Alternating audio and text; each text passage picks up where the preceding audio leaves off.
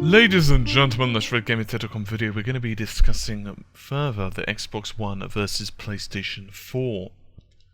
Now, this is based on an article which Edge Online currently are running, and a couple of people actually posted on Red Gaming Tetocom Facebook, and they were asking me to cover this, and it goes further into detail on the Xbox One, and they have some opinions of developers and so on.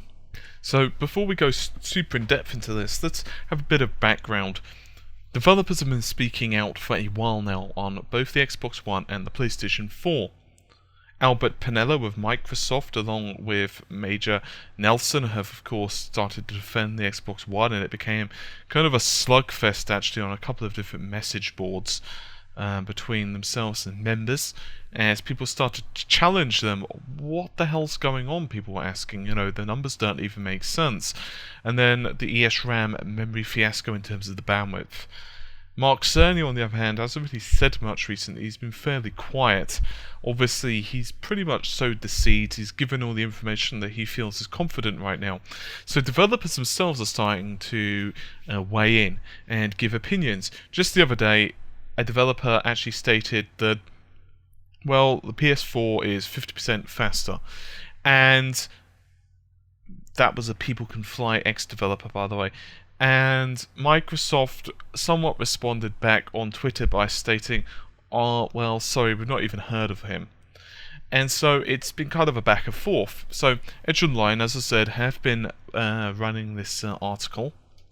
And they have stated that the performance difference between the two consoles is significant and obvious. One of their contacts even says that the Xbox One memory, the PlayStation 4 memory reads are 50% faster than the Xbox One, and the ALUs, that's the arithmetic logic units, are around 50% faster as well. One basic example we've given suggested that without optimization on either console, a platform agnostic development build can run at around 30 frames per second at 1920 by 1080, and it will run at something like 20 something frames per second at 1600 by 900 on the Xbox One. Xbox One is weaker, and it's a pain to use its ESRAM, concluded another developer. Now, I'm sure most of you will remember the news that's circulated just a while back about the Xbox One's GPU and CPU clock speeds being increased. And one of the developers said that the clock speed update is not significant. It does not change things that much. Of course, something is better than nothing.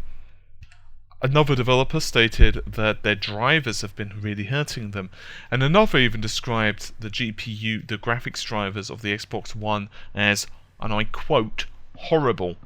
Both consoles' graphics drivers will continue to improve, apparently, up until release and even past launch. So the Xbox One is worse in all ways? Not really.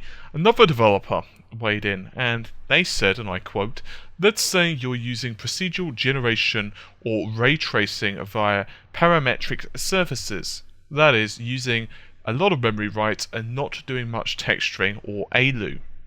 Xbox One will likely be faster," says developers. Now here's another point that I've been making for a while, and this is a quote: "They really want us to make use of platform-specific stuff to give their version a leg up over the other, but unless it's a good design reason or incentives, we rarely do." Now this has been something that I've been pointing out for a hell of a long time. The problem with the cloud, the problem with a lot of the functions of both systems is, look, it takes money and development time to actually utilize this. It doesn't just implement itself. Just because you want to use it, just because it's there, doesn't mean it will be used. The poor graphics drivers have made it difficult to push either of them, and the developers aren't familiar with the platform yet, says another source. Of course, likelihood is, out of quote, that after 1 to 2 generations, in other words the first generation of games, in other words the launch games are out of the way in, say, 2 to 3 years' time, and this has been something that Mark Cerny himself has echoed, well, you're probably going to get much better results for the PlayStation 4 because the hardware has more room to grow. Edge also said that one of their sources has been saying that they believe it becomes a political issue. Let's say, for example, the PS4 version would be significantly better because it has better GPU and blah blah blah. Well, they say that it politically, in other words, Microsoft would not be happy if the PS4 version was noticeably better looking. However, another studio has said, and I quote, "It would be totally fine for us to make one version prettier without any political difficulties, but it usually doesn't make financial sense unless it's a very simple tweak." And so the article concluded that the first-party launch games, the launch games will likely be very little difference between them, and improvements on graphics drivers and the cloud may help to make the balance up somewhat for the Xbox One, but the PS4 is a better system. And so people have been asking me, what do I think of this? Oh boy, this is where it gets really difficult. There are multiple issues with all of this, because the problem is some of it is down to opinion. For example, another developer who was speaking, I honestly don't remember who it was. I think it was the same developer who said that the PS4 versions might be like 40-50% better in terms of graphics, which of course was the People Can Fly developer, Adrian Shimerez, I think his name is. He stated, and I quote, "Does it mean studios will cripple the PS4 versions to match X1 titles? Not really. Do not underestimate developers. Even if this does happen, we all not know about it, and that's okay. You've never seen most games in the most powerful form anyway. When we work on them on our Ninja development PCs in 1080p at 120 frames per second, all the anti-aliasing and stuff turned on for shits and giggles." These are his words, not mine. But most of the time, developers have a target and they meet the target. If it's a multi-platform game, it's designed with this in mind from the start. So maybe it's not maxing out one console while going 100% on the other. Maybe it's 100% on both. But they take their time for super extra optimizations on the weak hardware to make sure things look as good on a more powerful platform. Blah blah blah blah blah. Meanwhile, Gaijin Entertainment stated that the PS4 GPU is 40% more powerful, and obviously they praised the GDDR5 memory, and they also stated that, and I quote, the GPU, 40% more powerful, the DDR5 is basically 50% more powerful than DDR3, but the memory write is better than X1, so it depends on what you're doing. In other words, there's latency and so on. There's so many different contributing factors. Personally speaking, this is like a series I'm also doing regarding the quotes from Albert Pinello, and I'm doing some analysis on this on the side as well. Look, Microsoft is saying that they have made some platform-specific changes to the Xbox One's GPU. They've done some other bits and pieces, but the problem is a lot of their maths, at least in my opinion, are very difficult to understand. And I'm not saying they don't work, I'm not saying that they're lies, I'm just saying that no one really understands what they're doing. One of the key examples, and you can argue all day long because there is some cause for contention on whether you can add up memory bandwidths for different things. I'm not going to go into that debate in this video because I'll get like 50 billion comments on whether you can or not, because it became a whole thing on multiple forums. So I'm not even going to touch that one for a barge pole for today.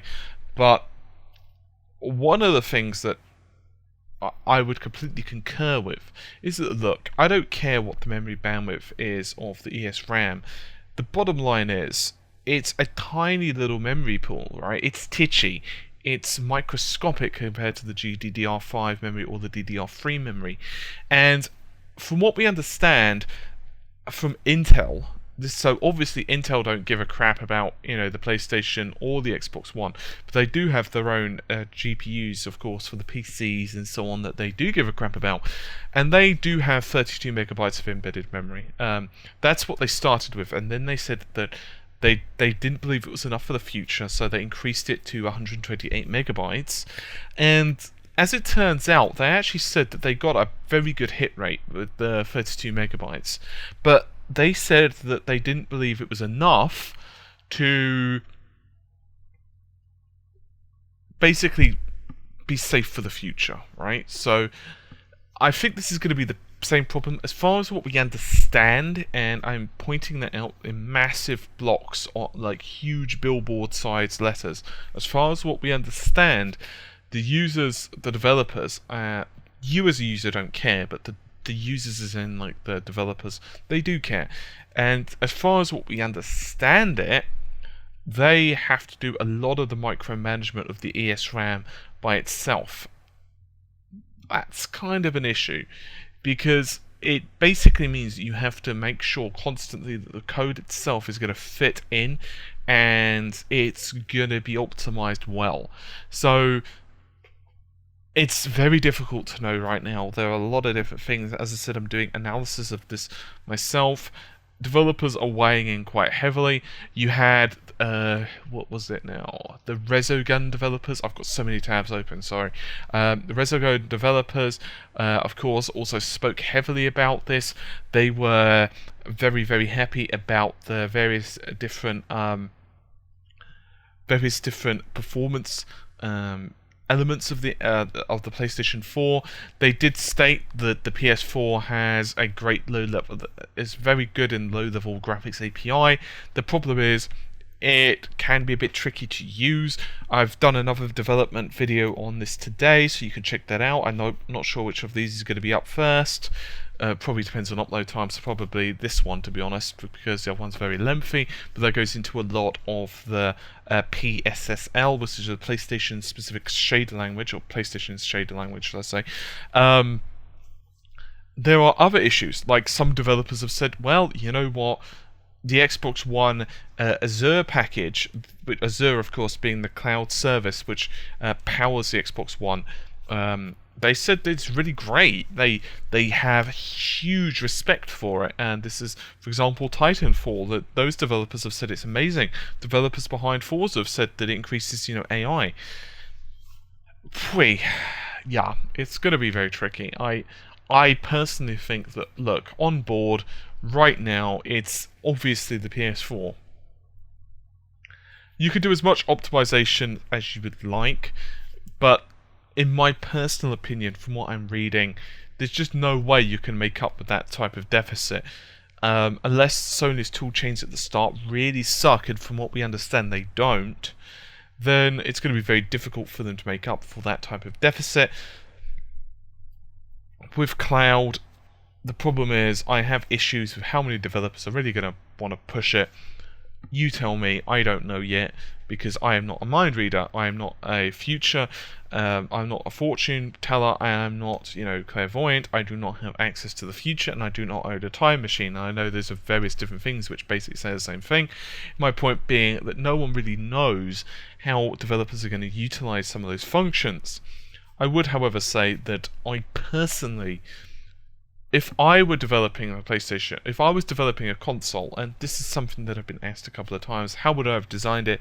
Personally, I would have gone either with the PlayStation 4 method, or I would have gone much more traditional, much more like a PC, and I would have gone with DDR3 memory with a large, very powerful GPU with a lot of dedicated memory, say 2 to 4 gigs, for example, for graphics. Probably the PlayStation 4 version, simply because it would have been cheaper to produce. I would not have gone with the ESRAM personally. There are stories, and I don't know how true these are, right? So don't ask me to provide, a quote from a Microsoft employee, but there are stories that have been floating around that have said that Microsoft wanted to reduce the cost of the console as much as possible, and that's why they went with the DDR3 memory, and the ESRAM was basically a prerequisite because they wanted to make the packages as cheap as possible to produce. I don't know how true that is, though. So I'm not going to say for you to believe the rumour. You can do your own Googling on that. Personally, I would agree that I think the PS4 is going to be faster. I don't know how much faster. Developers are stating anything from 30% to 50%. It's really difficult to say. So there you have it. I will, however, be continuing this analysis in a couple of other videos because it's a very difficult subject to just kind of give one opinion on, because there's so many different facets to it. There's like, you know, a trillion different sides to this sucker. Anyway, I'm going to get going on this particular video. I need to eat, because I was supposed to eat when I finished recording the other video, but I still haven't done so. So I'm going to put something in my tummy, because it is getting the rumblies that only foods can satisfy. So I will get going. Hopefully you've enjoyed it. I will see you soon. Take care, and bye for now.